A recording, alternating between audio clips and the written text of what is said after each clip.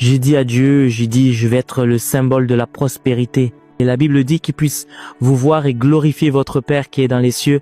Me voici donc, dites Alléluia. La Bible n'a pas dit que le gouvernement subviendra à tous vos besoins.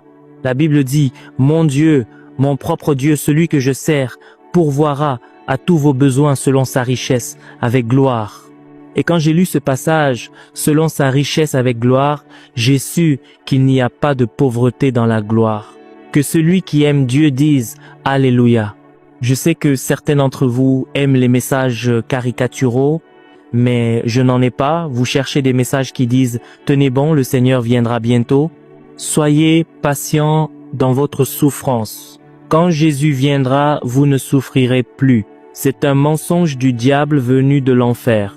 Jésus s'est fait pauvre afin que, par sa pauvreté, nous puissions devenir riches. Jésus est mort pour que votre souffrance s'arrête. Jésus est devenu celui qui a payé le prix pour ma maladie, ma pathologie et mon péché. Bien des fois, nous avons accepté un Dieu qui pardonne le péché, mais nous refusons d'accepter le Dieu qui bénit les gens. Quand nous voyons quelqu'un prospérer dans le christianisme, vous commencez à vous demander s'il est encore chrétien, comme si le symbole de la justice était l'iniquité et le recul. Le signe de la sainteté n'est pas la pauvreté.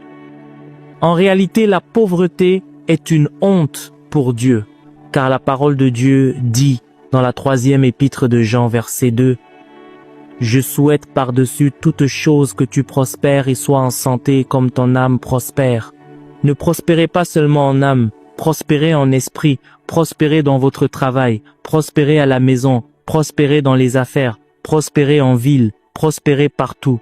Prospérez au nom de Jésus. Prospérez. La Bible dit que vous serez la tête et non la queue. La Bible dit que vous prêterez et que vous n'emprunterez pas. La Bible dit que vous serez bénis à votre sortie. J'ai dit que vous serez bénis à votre entrée. Vous serez bénis quand vous vous coucherez. Vous serez bénis quand vous vous lèverez. La même bénédiction. Enlevez la malédiction de votre tête. Arrêtez de n'aimer que les mauvaises choses. Quelle honte! Quand les chrétiens entendent qu'il y a des soldes, ils sont les premiers là-bas. Ils ne croient pas qu'ils méritent de bonnes choses. Ils sont orientés vers la pauvreté.